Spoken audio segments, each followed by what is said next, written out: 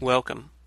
I'm Sebastian Mahfood, and you're listening to WCAT Radio, the on-air wing of En Route Books and Media, bringing you the dulcet sounds of Catholic wisdom.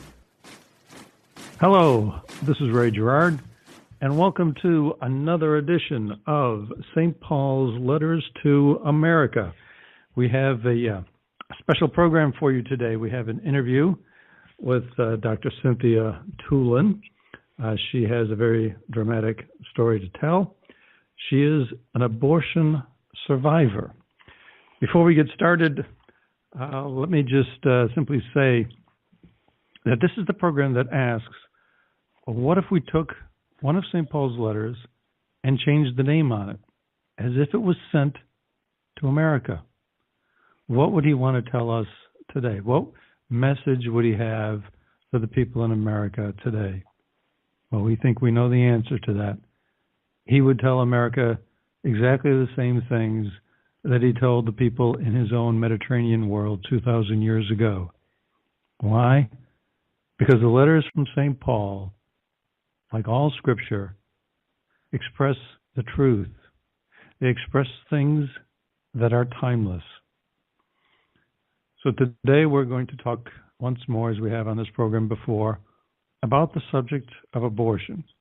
And as we do, we always bear a motto in mind: love and kindness through the light of truth. And hopefully that is what we're going to do today. So, without anything further, Dr. Toolin, thank you very much for being with us. You're welcome. Thank you for having me. So, before we get started, perhaps the best thing to do is simply start with a letter from St. Paul, or an excerpt from a letter from St. Paul, and as we go along, we'll explore how it might be relevant. Okay. And this particular passage is found in chapter 4 of his letter to the Ephesians, and he says, "All bitterness, fury, anger, shouting, and reviling must be removed from you, along with all malice. And be kind to one another, compassionate, forgiving one another, as Christ has forgiven you, as God has forgiven you in Christ." That's something he wrote 2,000 years ago. And as we explore your story, we'll see whether or not and how much it is relevant to us today. So first off, Doctor, perhaps you would like to simply tell us your story. Okay. I wrote this book, Survivor, a memoir of forgiveness, that tells the story of what has happened to me since my mother told me that she tried to abort me. So at age 11, she sat me down in the kitchen and she told me that when she found out she was pregnant, she did not want to have a child.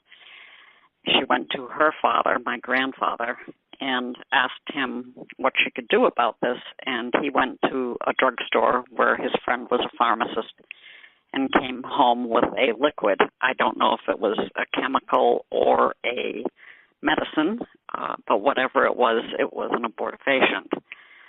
So she started taking it, and I'd say, I don't know exactly how long, but within a day or so, I imagine, she started to bleed.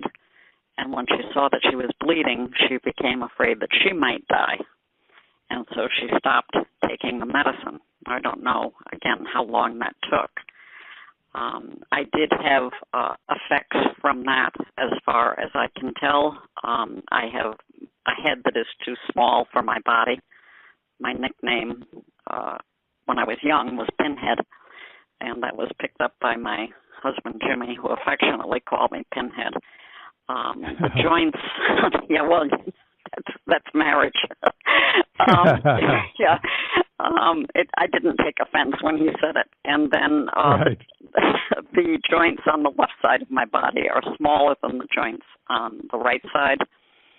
My osteoporosis doctor told me that I almost had spinal bifida, and I had facial abnormalities that had to be surgically fixed. So after that revelation, which I often refer to what happened as it was as if someone turned the light switch off in a room and the power went off, the lights went out. Any affection or love that I had for the people in my family basically left. I wouldn't say it was actually hatred, although certainly at times there were elements of that, but it was I don't care about them. It was as if they were strangers. And that persisted until I had a religious experience in the catacombs when I was 37. So when I was 37, I went to Rome. So before we go there, okay.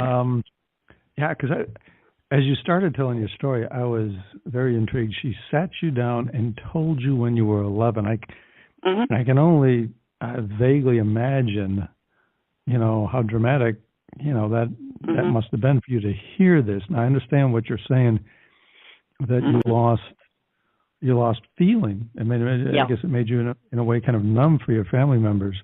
I guess for your mother. I mean, that just must have been incredible. Your mother, the person that we all think of as what, and that, I guess, is it not one of the horrors of abortion, that, when you're in your mother's womb where you think you're the safest, you're not for a lot of these people. And here she is revealing to you that this experience actually took place. Yes. I can only imagine what that must have been like for an 11-year-old. Well, initially, I can remember the details. I can remember the Formica table. I can remember the linoleum, the fact that it was at least evening, if not night, because I had a window behind me. And as I sat down, I noticed that it was dark. And I can remember the cat Snooty walking by. So, I remember a tremendous amount of detail. And I remember the change in feelings, really from feeling to not feeling, both towards my mother and towards my grandfather. Right. Not so much towards my father. I always held the hope somewhere deep in my heart that he had not known about this. And I found out when I was writing the book, I managed to see my mother's uncle, who is still alive. He's 95. And we were sitting there talking with him, and I said, just out of the clear blue, just see if he was going to spill the beans. I said, did you know about the abortion? And his face turned white, and he kind of backed up. He moved towards the back of his chair. And I realized, and he admitted, that the whole family was involved in the decision. So that was a real eye-opener for me, because I had always assumed that my father had not known that my mother had done this behind his back. But that obviously was not true. So the initial lack of feeling was towards my mother and grandfather. I was, I lost trust in people, so I'd say that it was generally towards the whole family. But I still had that hope that maybe not everyone knew, or that maybe my father had not known or had tried to stop her if he did. But obviously, that was all fantasy. So. Yeah. Mm-hmm. So I interrupted you. You were talking about when you were in the catacombs at age 37. Mm-hmm. Yeah, well, at age 37, my husband, who is now deceased, Jimmy, and I now have remarried, but my husband, Jimmy, had come to me and said, that he wanted to go to Rome. His mother, my mother-in-law, had wanted to go for her 75th birthday, so we took her and the whole family. And I, of course, was not Catholic, so we agreed that we'd have breakfast and dinner together, and then I could go do, the museums and shopping and sightseeing, and we'd meet back for dinner. and they could do the religious things. Now, I was not anti-Catholic. I just wasn't Catholic, so I didn't care. So that went on for the better part of a week, and then Jimmy came to me and he said, I would like to do something together as a family. And I just smiled and said, well, we are already having breakfast and dinner. But that didn't cut any weight there. So he asked if I'd go on a bus tour, and I said, yeah, I will, but I just don't want it to have anything religious on it because it's not of interest to me. So he went off and he went down to the hotel desk and he talked to the people there, and they found a tour called Rome Outside the Walls. I said, okay, I'll go. So there was just one religious thing on that, the catacombs, and he said, you don't have to go in. Well, we were in the bus, and the bus had no air conditioning and no bathroom, and it was August in Rome, which is very hot. So I always refer to this as being God's sense of humor, that I would be on probably the only tour bus in Rome that didn't have air conditioning and a bathroom. So, they all went off, got off the bus, went into the catacombs, and I decided I would follow just because it was hot, and I would also use the bathroom. So when I got in there, it was nice and cool. I walked by, people were having Mass, and I remember thinking it's odd because it's not a Sunday. Why are they going to church? Anyway, so so I walked by, and I decided that I would go on the tour just because I was in there. So I caught up with everyone. You have to have a tour guide, and it turns out that our tour guide was a priest in a cassock. And, of course, at the time I didn't know it was a cassock. But we went into this little room, a very small room, and it had like a table that had been used, he said, as an altar. And he said that, in the catacombs, and he said, well, a lot of the history about the catacombs and the people that were buried there and, the oppression of the Romans on Christians. And it was interesting, and I'm standing there, and all of a sudden, the words went through my mind. I could actually see the words. The truth is in the Catholic Church. And you could see the words.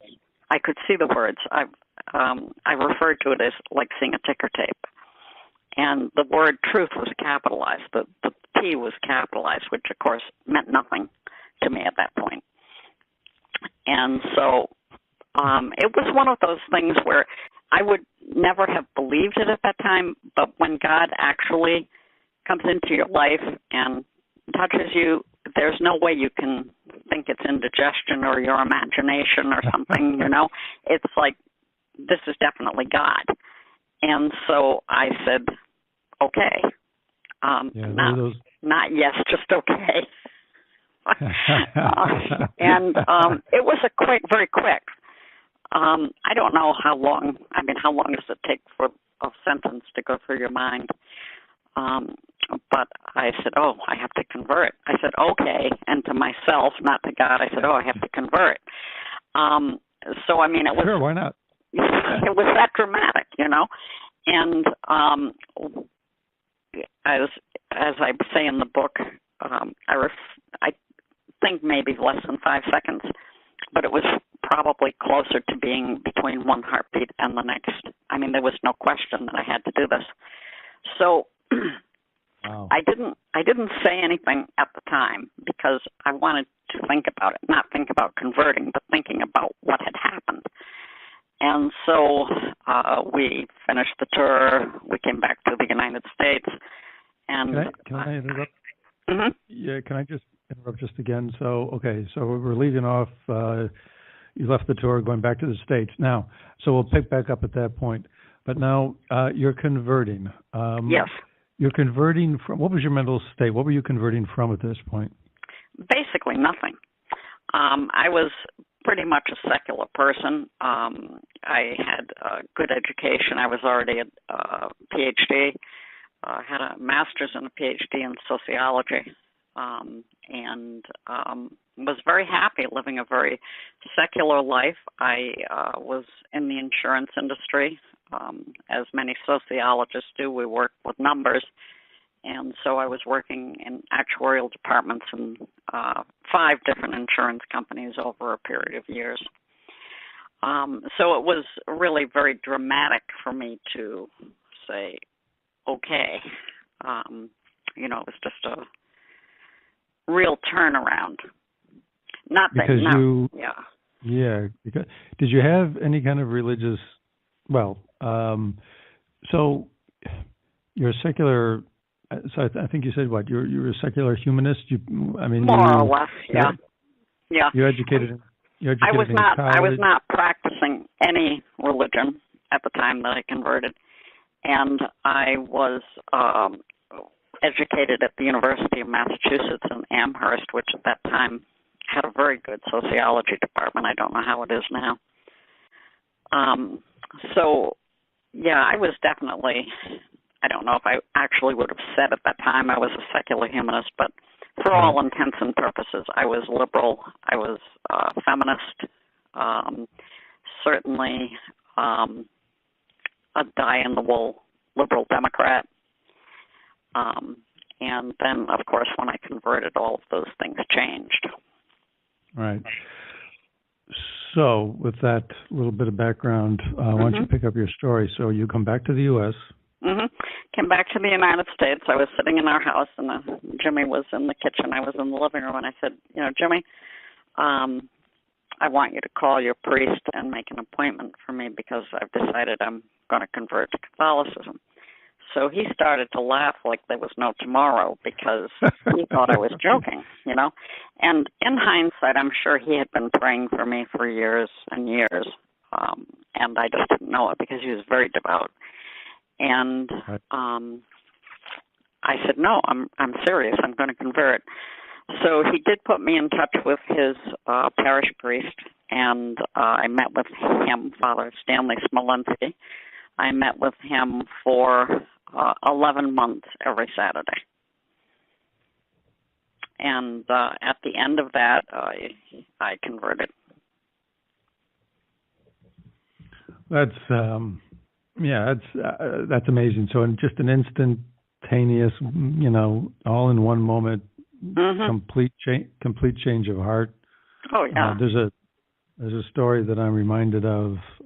There's a gentleman, a confirmed Eucharistic miracle. His name was Andre Fassard, and he had a similar. He was a dyed-in-the-wool atheist. Went into a church where they were practicing perpetual adoration, and boom! Similar to your experience. Boom! He just came out of that church like, oh, I'm Catholic. Yeah. There's just no way that you. I know you can say no, but when you feel God's presence in your life that way, if you're at least a person of goodwill, I think that it's just so overpowering. It's so it's so beautiful that it's like you have to respond with a yes.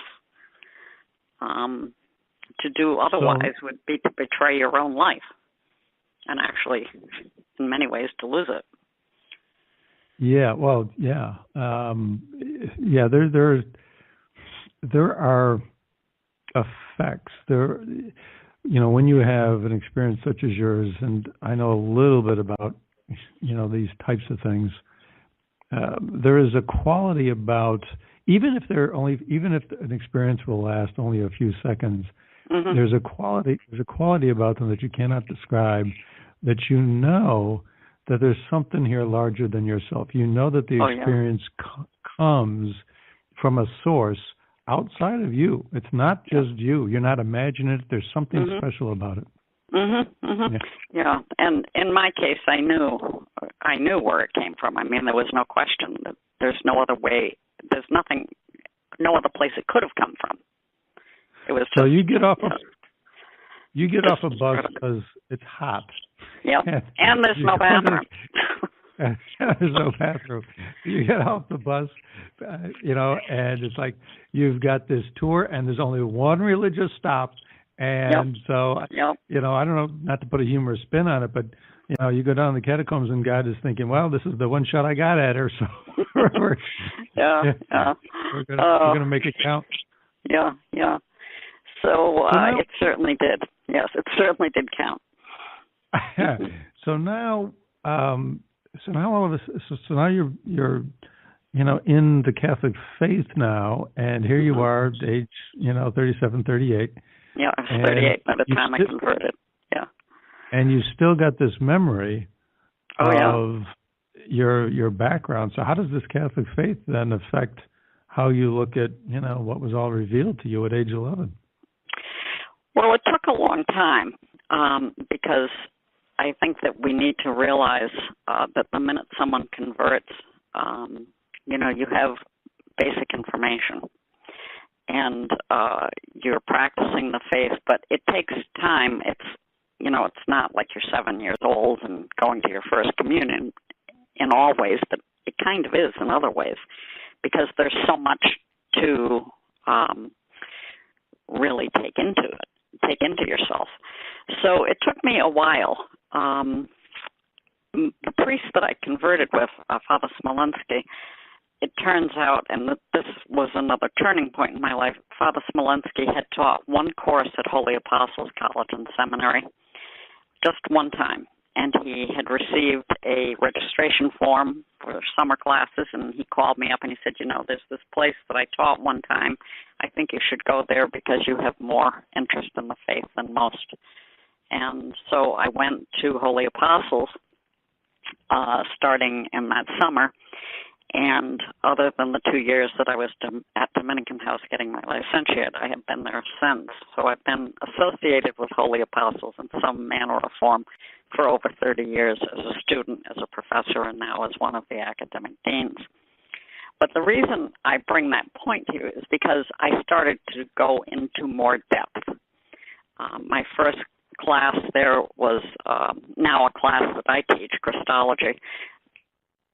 I took lessons with Father Rudolph for that summer in Christology, and you start to think about, yes, I know that Jesus is God and man, but what does that mean? And you start to understand the theology more deeply.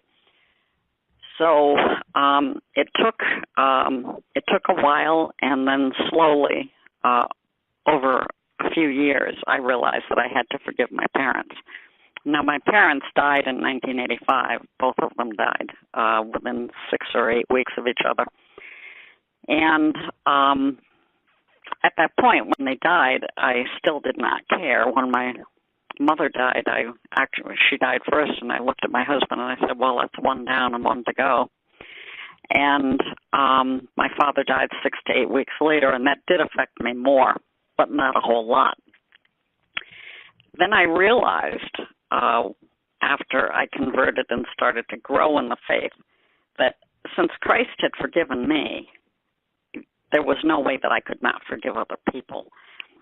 And if I look through, the people I've known in my life, it was definitely my parents who hurt me more than anyone else in so many ways.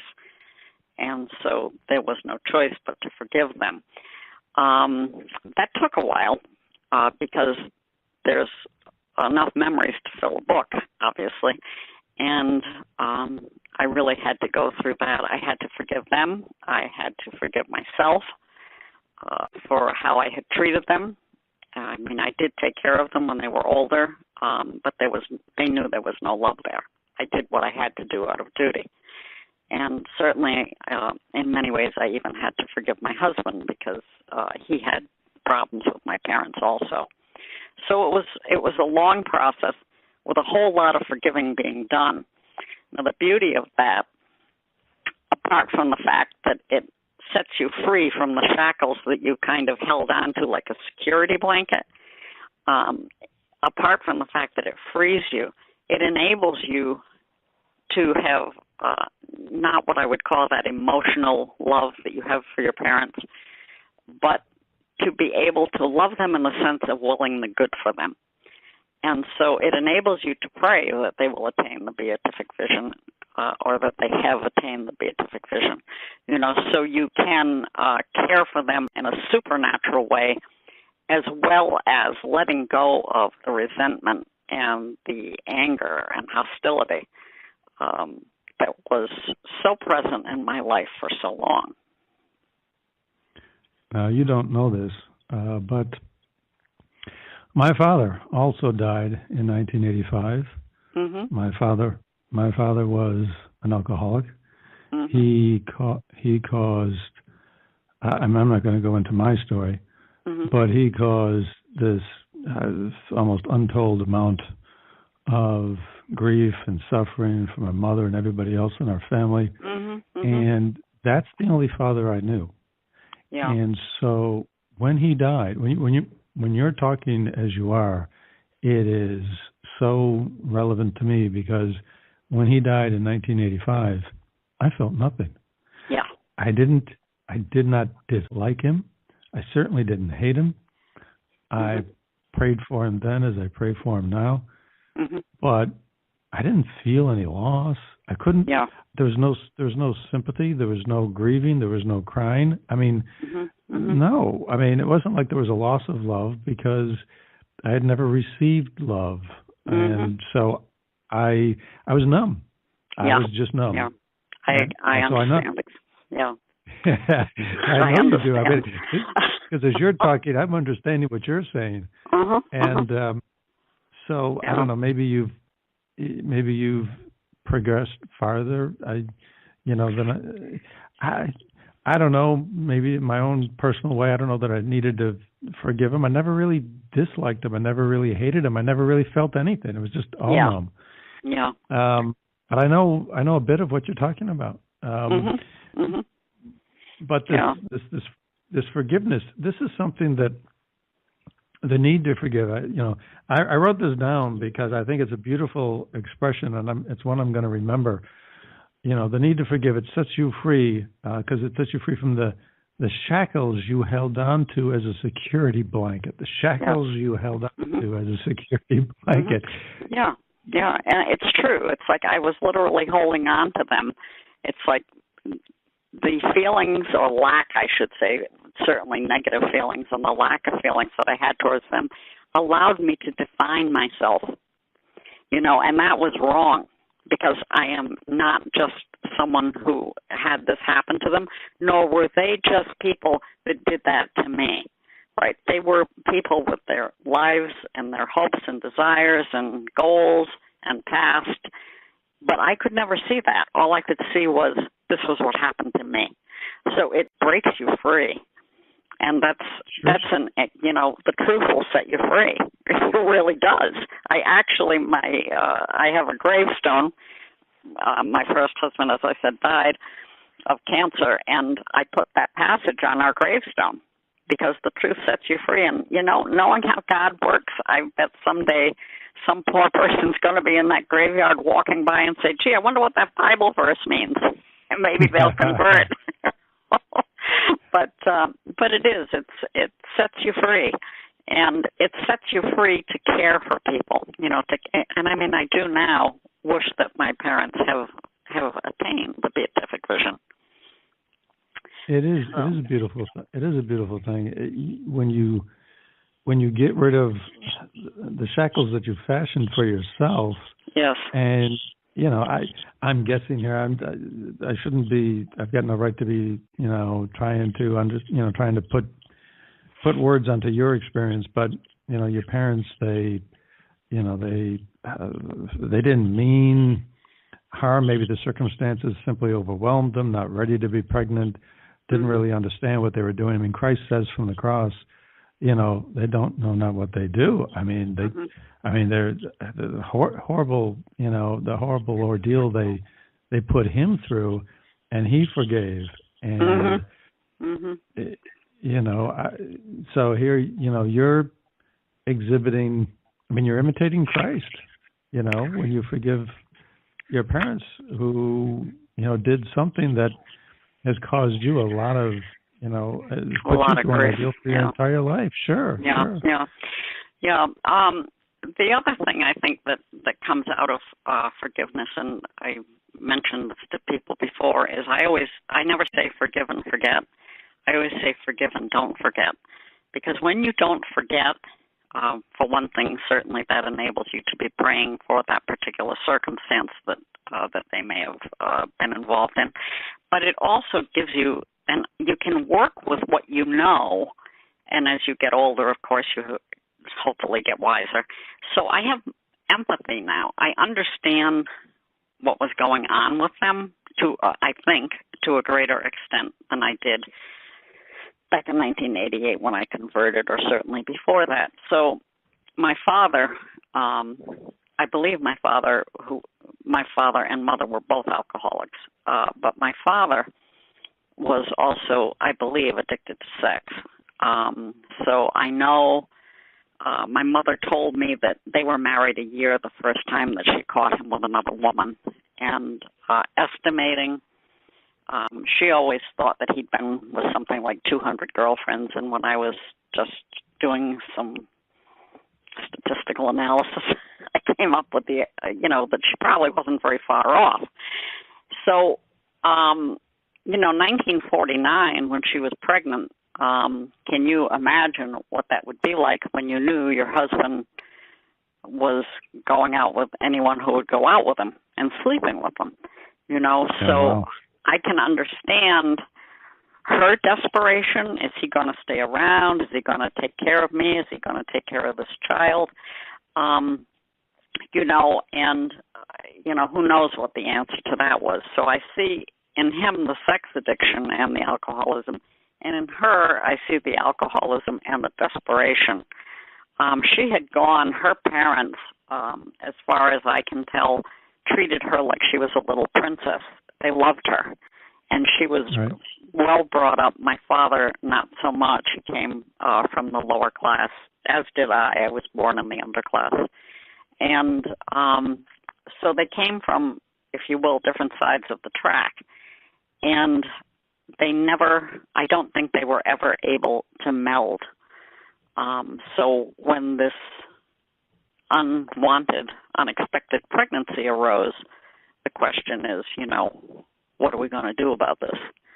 So I think that not forgetting something bad that's happened to you is actually a good thing.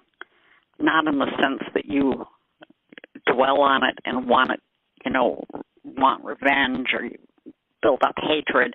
No, but because it enables you to understand if you work with it long enough. And it's weird because, I was at Holy Apostles, actually, walking into the library, and I walked into the journal and magazine room, and the first thing I saw when I walked into that room was a magazine, and in big print it said, How to Deal with Sex Addiction. And I said, that's what was wrong with my father, and I never knew that. I mean, I'm not 100% sure, but I'm pretty sure. So, that changed me, and I think in a way God lets us learn more when we think about things like that so that we can forgive more easily. They both had problems. Not that I don't, but they both had problems, and it had a direct impact on me. Yeah. I'm thinking, so many people today now have, the numbers are like 60 million. So many people now have a need to understand what you understand. I mean, if we've had 60 million abortions in this country since Roe versus Wade, as the estimates go, there are so many children probably from parents who have had abortions, maybe with other children that didn't want.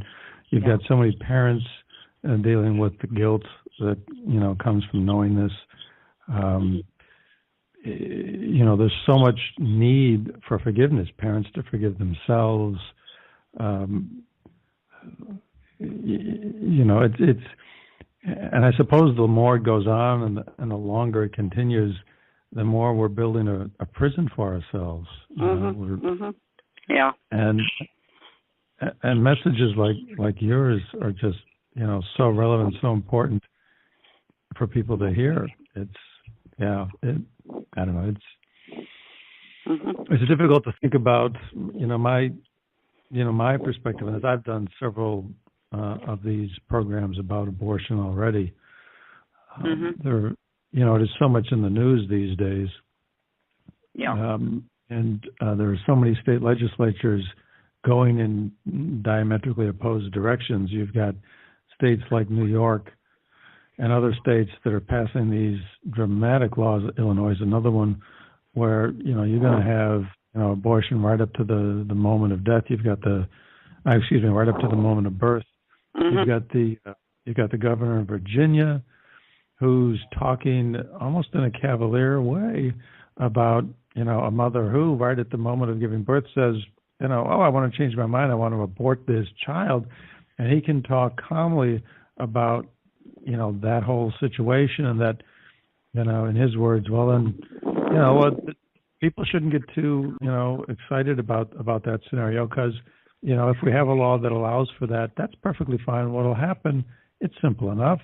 The mother will, deliver the child. Nobody gets to be, should get too excited. We'll deal with this very calmly, very much in an adult fashion. The mother will deliver the child, yes. And then, he says, but then, afterwards, the mother and her doctor will have a discussion. About what is the question? About what? Yeah. What are you going to discuss at that point? Right. And so he's admitting the possibility, at least in his own head, they could decide what to commit infanticide. And then you've got other states on the exact opposite end of the spectrum passing heartbeat laws, passing or considering laws to make abortion illegal, period. Yeah. So there's an intense discussion going on, right now. And so it is very timely. And this is when your book is coming out. Hopefully. I'm still looking for an agent. But yeah, so even, I'm enjoying doing an interview now and then because I want to get the word out to people as much as I can. Hopefully the book will follow, maybe in 6 months or so. The book itself is completed. I'm sure I may have to do some editing when I find an agent, but the story as I have it to tell is out. So it took quite a bit of work. A lot of not more than just writing. That in itself is an interesting turn because I had decided that I wanted to do some nonfiction writing, and I was looking. I'd been thinking about it for a while, and I was at some kind of a meeting. I think it was for one of the accrediting bodies, and I ended up sitting next to a woman who worked at Albertus Magnus College in New Haven, and she said, we're just starting this new writing program, and it's, you go one Saturday a month during the semester, and the rest is done online. And I thought, so I kind of kept that in my mind, and a year or two later, I applied. And I had decided I actually wanted to write pro-life fiction. I had originally been interested in the nonfiction, but I was thinking, pro-life fiction, that might impact people more. I was driving to work, and I had this weird experience, which I attribute to God. I think it was God, where I just saw that little ticker tape go through my head again, and it said, write nonfiction. It's like, really? Here we go again. That's exactly what I thought. It's like, so I repeated myself. I said, okay. So I got to work that day, and I got in touch with Albertus. I said, I want to change my concentration. So I wrote. It was an interesting process because I had to write the first thing I had to write was an essay. I ended up writing a 25-page essay on spiders, which are the biggest thing in the world, I'm afraid of. And then I moved on to the memoir, and I wrote a draft of it. I can't say it was a complete manuscript at that point. And then I moved on again to another professor, and I wrote a second memoir, which is not even completed at this point, which deals with some more pro-life issues. like the difference I see in how my first husband was treated 13 years ago when he had cancer, and how no mention of anything except treatment was ever made and trying to take care of him. And now with my husband, Bill, who has congestive heart failure, we live in Vermont, and I'm up here on weekends, and, you know, physician-assisted suicide has been mentioned in conversations. That's 13 years difference, right? So that's, you know, so I write about that sort of thing. But, you know, it's just interesting to think that I was going along thinking, you know, pro-life fiction. And instead, here I am writing pro-life memoir. So, I mean, I'm always awaiting the next ticker tape. It's like, oh, okay.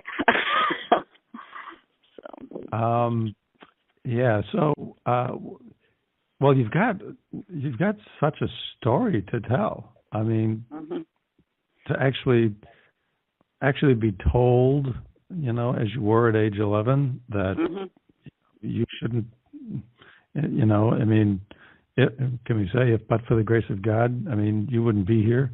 Oh, there's no question. I would have been one of those, yeah. Would have been an important. Go ahead. Yeah, that's a story not many people have. That's an important story to tell. Yeah. Well, I often think, and it's not a nightmare, it's something that I actually think, but I've thought of how close I came to just being flushed down the toilet, and, you know, I could just see myself in the sewer literally being eaten by rats. And I know that sounds a little dramatic, but how many babies, even with the pills that they can now take to cause abortions home, how many, you know, embryos are going down the toilet? And, you know, who knows what happens once that happens. It's like, it's disturbing when you think of the extent of evil, you know, and it seems so benign. Here, take this pill, you know, and the next thing you know, a life has been ended. So, you know, that is so true. That, you know, we look at this taking a pill, whatever, as normal, as, you know, no big thing. We don't stop and consider what it is that's actually going on. I mean, it has been said time and time again, the greatest thing the devil wants us to believe is that, you know, he doesn't exist. Yeah. You don't believe in the devil. You don't believe in the difference between good and evil. We don't even think in terms of good versus evil. And you can take a pill now and just, you know, take a child's life that way, and we don't even worry about whether or not it's good or evil. It's not really even a question. Right. And oof, yeah. Have you seen the movie Unplanned? I haven't. It's not up here in Vermont yet. I mean, I don't know if you're going to decide that that's something you want to see or oh don't yeah, want to see. Definitely. I do want to see it. Okay. Yeah, I don't have any problem with looking at things like that because of what I've been through. Yeah, well, you know. Then you do sound like you have progressed to the point where you know you're in a very good place.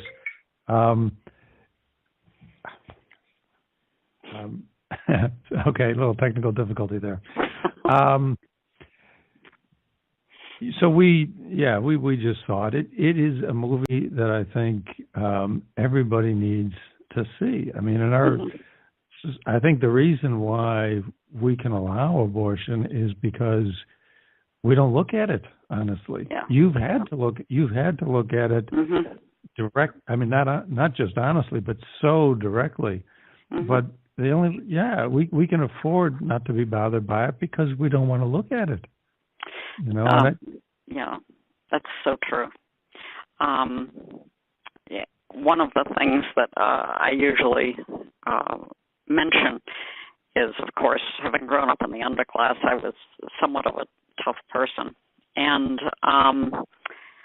I think that we had then and still now we have such ignorance about abortion, but also about other means by which people have spontaneous abortions, and by that I'm thinking specifically of birth control pills and IUDs, which are not preventing pregnancy only, but they are preventing, they're causing spontaneous abortion.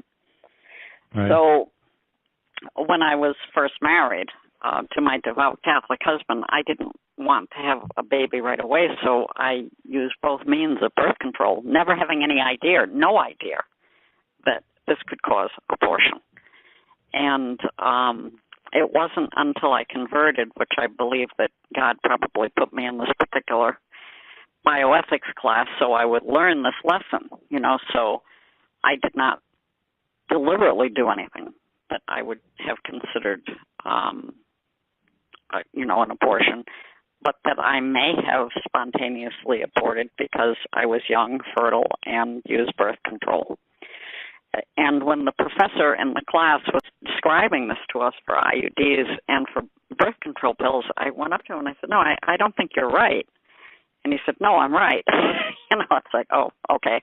So he did talk to me about the statistics and about what actually happens with these forms of artificial means of birth control.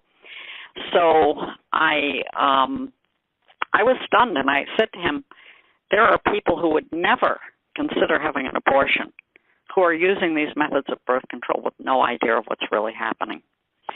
So it's not just that people aren't facing what's going on in the womb when they know they're going to have an abortion, but it's the fact that you can be aborting your children when they're really very, very, just still at the very low count cellular level.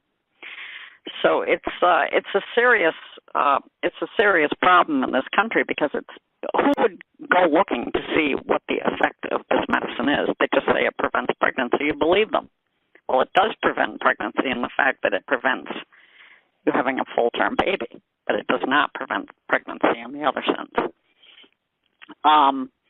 My husband, of course, who, as I said, was a devout Catholic, he had no idea that I was on artificial means of birth control. And, of course, when I got off of it, we did get pregnant. But, it's a real lesson that needs to be taught in this country.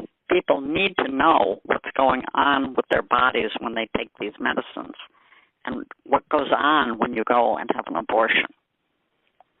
So lack of information, lack of forthrightness on the part of the medical profession.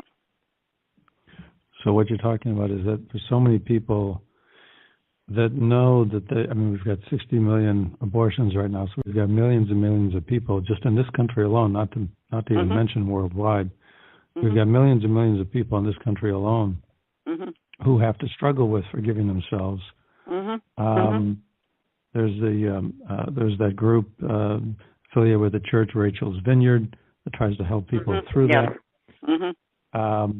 But what you're saying now is there may be millions and millions of other people. Oh, sure. Sure. Yeah. Well, if you think of, 60 million, we're estimating 60 million, but let's say somebody's on birth control for 4 or 5 years and then decides they want to have a child. Maybe they change their mind after they get pregnant.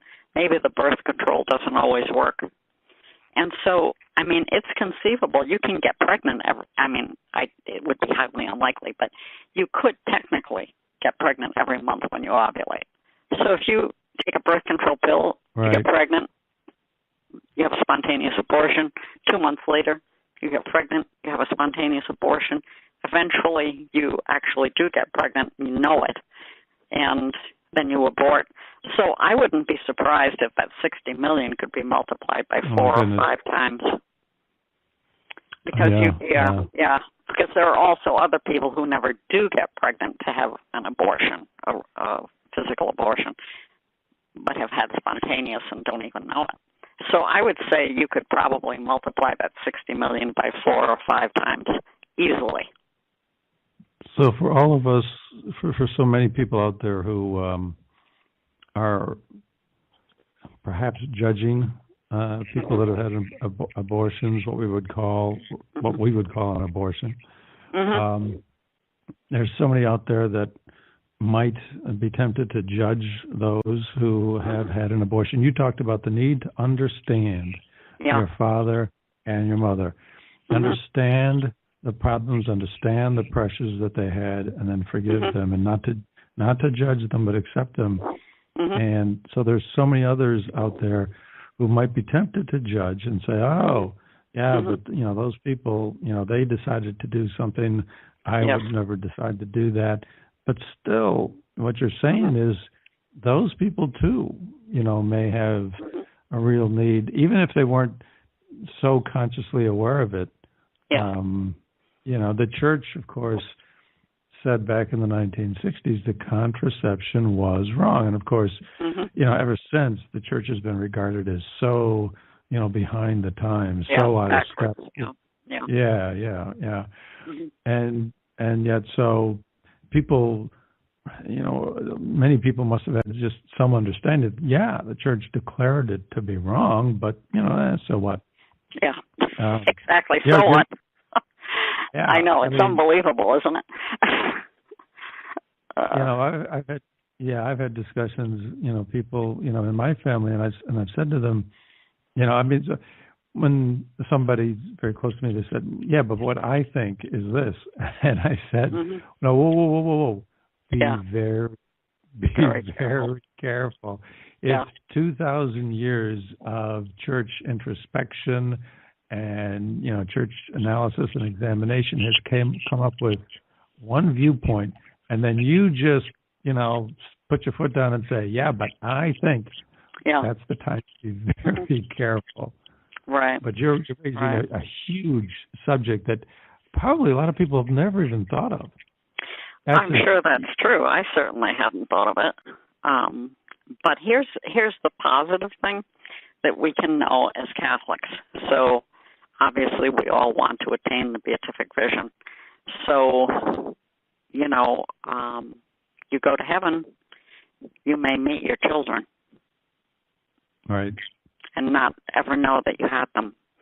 It's an interesting thought, to try to attain heaven, and you say, I'll see my husband, I'll see, this person, that person. Obviously, the big thing, seeing God. I'm not downing that, but the big thing here to me is, will you meet the children you aborted that you didn't even know you aborted? Oh, that's amazing! That's just contemplating that image is amazing. It is said. I think what this all boils down to, at least to me anyway, is that we're all sinners. We can be tempted to categorize sins. Okay, abortion is a terrible sin, and of course it is. Yes. And contraception, maybe that's not, as bad. And there are these other sins, and they're not as bad. And there's a lot of truth in that. However, in another sense, all sin is, I guess, in a way, it's all equivalent, because one sin would be enough to earn us eternal damnation. It would be enough to cause us the loss of salvation. All of us are sinners.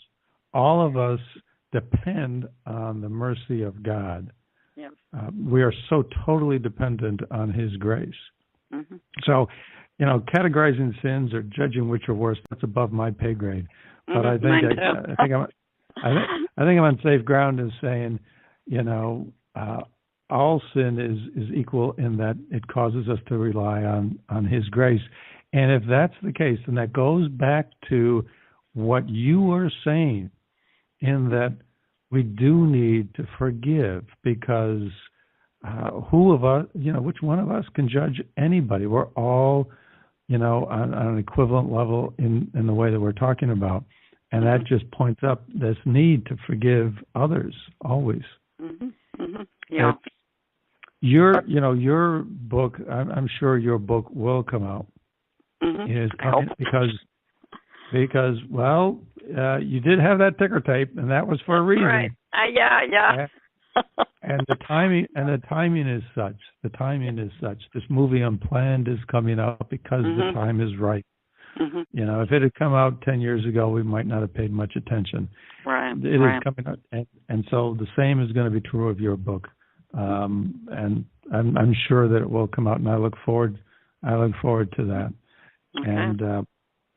And I'm so glad you know you joined us here today. I looked forward to this interview, and I did too. I was looking forward to the chance to speak with you. I have gained so much just from hearing you speak on this. So I do really want to thank you. Well, thank you for having me. I really appreciate the opportunity. I do got to salute.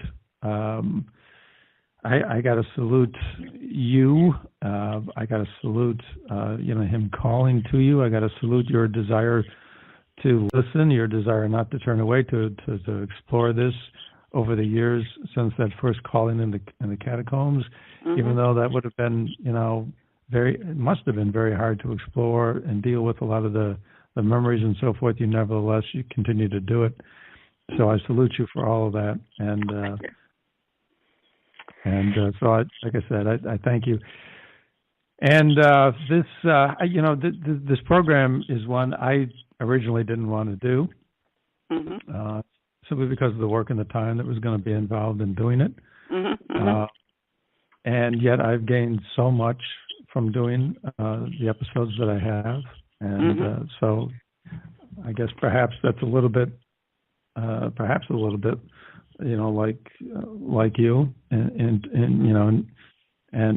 the things that you had to, things that you had to do to get your story out. So, in any event, I'm just going to close right now, maybe with a prayer to our Blessed Mother. Perhaps the memorare would be appropriate to pray to her for an end to all abortion. Oh yeah. So, the Father and the Son and the Holy Spirit. Amen. Blessed Mother Mary. This is crazy. I can't even remember the words to the memorare right now. So we'll just pray to her anyways. That we just that she listens to our prayer, that she takes it to our Blessed Lord above, and that she intercedes. She hears what's in our heart, and she intercedes for us, and asks Him for more graces to come upon this earth to help end all abortion. Dr. Toolin, and so we make this prayer in the name of Jesus Christ our Lord, in the name of the Father, and the Son, and the Holy Spirit. Amen. Dr. Toolin, thank you very much. Thank you for having me. You, and we thank all those who are listening, and we hope you join us again. This has been Ray Gerard. This has been St. Paul's Letters to America. Thank you, and God bless. Bye-bye. We hope you enjoyed the program and will join us back for another show on WCAT Radio. This is Sebastian Mahfood. Good day.